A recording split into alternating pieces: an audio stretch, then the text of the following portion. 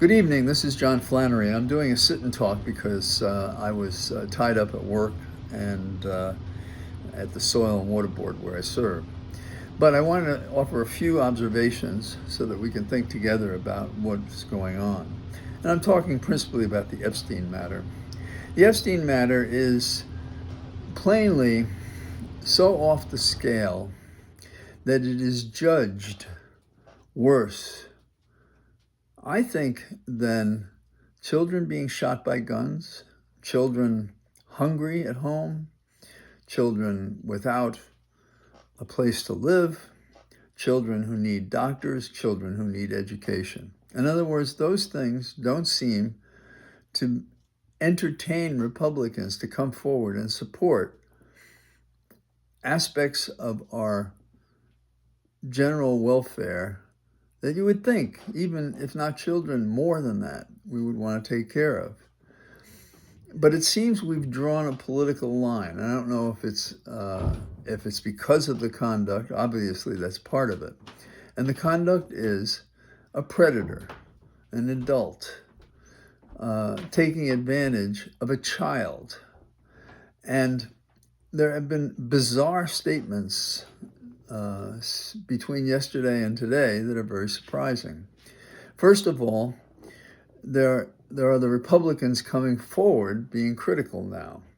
So if you remember yesterday, we had several documents that got high play in media, as they should, that showed the relationship somewhat between Trump and Epstein, and the knowledge of Trump of what Epstein was doing. There have been now, from the Republicans today, documents that the Republicans had in the same committee as released those family documents involving Trump and Epstein yesterday. We have those. And we also have I wouldn't call it a drift. It feels like a run to the doors to be standing on the right side of the door jamb when there's a vote next week to demand even more documents from the Department of Justice. If they looked at 100,000 documents and they found references to Trump, we want to see that, even though we have legitimate concerns, I think, about spoliation. It's a strange thing when we haven't seemed to catch the general public's attention, and we haven't seen them recoil from the sufferance of children in other categories. And I'm not going to criticize with the one hand and praise with the other, because I'm not exactly sure what the motivation is, but I would like to believe there are Republicans that found a place beyond which they cannot support Trump. Now, this comes in an environment in which there has been a national rally. There have been a string of elections that are a repudiation of the president. But the details and content of the Epstein files, however you describe them and whatever components and selections they come to us, even while Trump was a candidate, bothered MAGA and bothered Democrats, Republicans, Independents. In a way, it's something that we agree with, but it seemed the impetus when Trump was running for office were the claims that Democrats were involved with Epstein.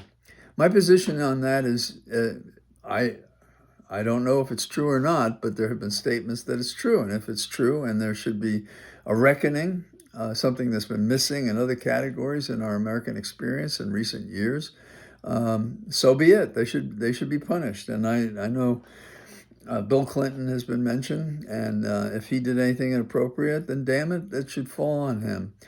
And the great slippery President Trump appears to have not only known what was going on, but there are strong suggestions, not just given his history, but in the documents already circulated, that he thought he could do anything, including taking advantage of children. Terrible. No excuse for it. the most bizarre thing that I heard today is not so much the disclosures that show Trump to be like and with and supportive of and careful about his own reputation involving predatory behavior with children, sexual. Uh, it is how Megyn Kelly, and years ago, before she was on the air, and I was doing Fox then. I was going to say more, but I haven't done Fox in a long time. And I always found her to allow me to make statements and so forth, and there weren't any put downs or anything. But she said the strangest things today. And she lost her position at NBC because, if I remember correctly, because she brought on a very questionable character as a guest when she was working there. And today, she was saying there's a difference between a 5-year-old and, say, a 15-year-old. And if I understood everything she said, it was something along the lines of, well, a person could be younger and look older. And I suppose vice versa. A person who's older could appear to be younger, but you know that they're older. What you're doing as an adult with children, and we're talking children 5 years old, 15 years old, I'm sorry. You have no business claiming the consent of a person at that age and taking advantage and abusing them for your own pleasure. And that's what this case is at its very root. And I wonder if some sort of genetic blue laws have been implanted at birth over the years in such a fashion that we cannot go beyond this. Now, I say this because, as I understand it right now, the Republican caucus in the House can't afford, if I remember correctly, to lose 4 votes if they want to dominate on any vote. But there are 40 or 50 people at last count, when I'm doing this, who intend to support the resolution demanding additional material on Epstein from the Department of Injustice. This is going to be a real collision. We have the White House claiming that we're transparent, meaning we have nothing to hide, but then they take somebody into the woodshed and they try to get them to withdraw from the petition by which the vote is happening next week. Johnson, who has the speaker, who could fairly be said to have resisted in every way possible the release of any Epstein material or a request for any release of the Epstein material, instead of delaying the vote, he's now moved it up. And I suppose this is a combination of people within his caucus, the Republican caucus on the House side, and the reaction to the disclosures now, which confirm that Trump is an operator. He certainly knows about it, didn't do anything to stop it, didn't come forward, didn't talk about it. And it looks like he very much enjoyed girls who were young in some fashion or other. When we see more stuff and get a chance to study it, we'll know that. Also, we know more than that. We know that there are the victims of Epstein who are available and may come forward. Some have come forward. More will, I suspect. And so then the question is, are we at a turning point that means something to the heart of our political system? And putting aside the other issues, which you can't entirely put aside because they create a context. I'm talking about tariffs that raise our taxes.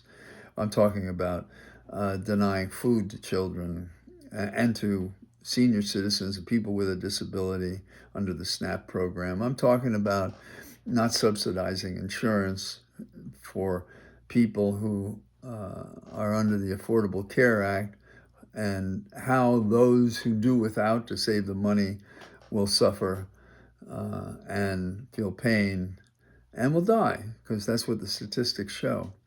But all of that seems somehow to fall into the shadows of the evil that dwells in the White House as compared to the revulsion of our nation, without regard to party, it seems, to adults as predators on children, and Trump is in the middle of that.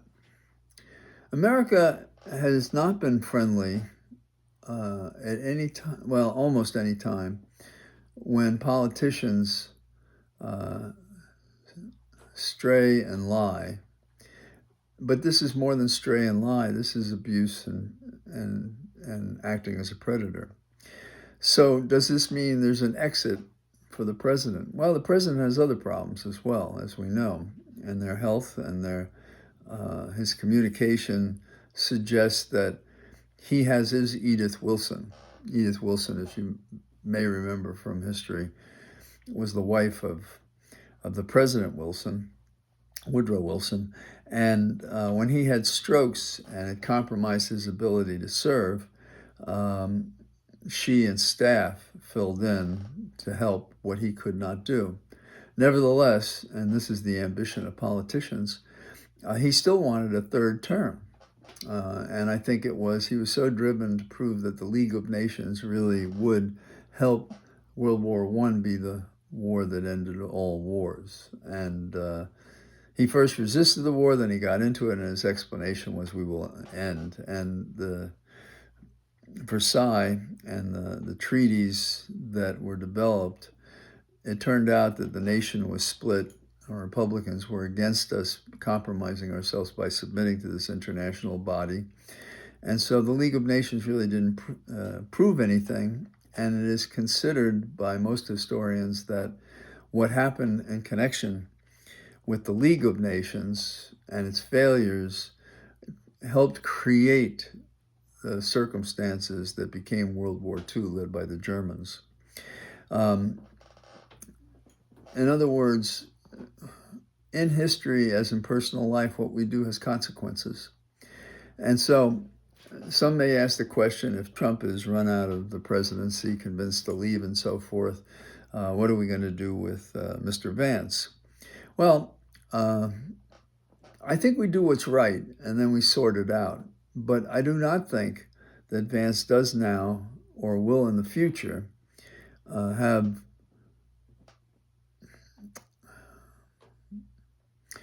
well, I was going to say the power, but I mean the overpowering abuse of power that Trump has been able to do, because so many people slept when they should be fighting this historical presidential coward. And I also think that Vance cannot do what some might want him to do in the absence of Trump, because there are other people who think they're more worthy to be in that position. Our Secretary of State, certainly. He has his eyes on it, and there are others. So there will be competition of a sort that will diminish the ability to have the power that Trump amassed. So is this encouraging? I think it is encouraging whenever we make the right decision to go forward. And in this case, it is the right decision to call out people, Republican or Democrat, but particularly our current leaders. And if they have done these kinds of deeds, we cannot say to the world that we have a president that tolerated predatory behavior against children and himself was close to it, may have done it himself. And there's a story about how Trump was so taken by looking at girls that Epstein wrote how he literally walked into a glass door looking at them. And we're talking about an adult. We're not talking about somebody in their 20s or 30s or somebody at a beer bash or something. And we're not talking about a 30-year-old woman and a 30-year-old man. So we're talking about a scandal that apparently the nation has reacted as if this is worse than anything else Trump did. And this was such a break. This was the lie he told his people that appears to have been a lie. And more people believe that than believe the other things that are true but don't seem to have been actionable. So I just wanted to make these remarks. Sorry for any repetition I've made, but I do think this movement among many office holders all of a sudden shows that we may have an exit strategy here. Now, don't count your chickens before they're hatched. That's true. And so we have the suspense that we have to deal with from the moment of birth. That is to say, we are born, and when we know enough, we know we're going to die, but we just don't know when. That's the suspense. That's the great suspense of life. What will I do? How will I make a way in life? What do I want to get out of life? This, in politics, which I really truly believe is the greatest profession, but there are so many people doing it and not all doing it well. But there's an opportunity for greatness here among people who have compromised their reputations and the legacy that they would like to leave for those who would care to follow it. And it is, if it lands on us that Epstein is the exit, so be it. I've said before, there are magical moments in certain things in life, in trials, in politics, in personal relationships. And by that I mean there is, for example, in a trial, and I have some experience with this, you go along and you believe you're right, or you have an argument to make, and a witness takes the stand and says something, and there may be a gasp or there's an intellectual reaction in which you say something has changed. And if you see that moment and you remember it, when it comes time to have a summation and you mention it, it carries with it more weight because people reacted to it. It was a magic moment. The Epstein matter has seemed important for a long time. And there's something about all the corruption involved.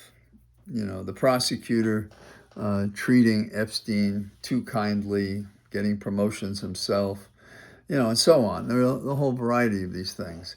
But the disclosure of these documents, and it may have already happened. The moment may have been yesterday. That was the thunderclap. That was the time when the moment occurred. And now things follow from it.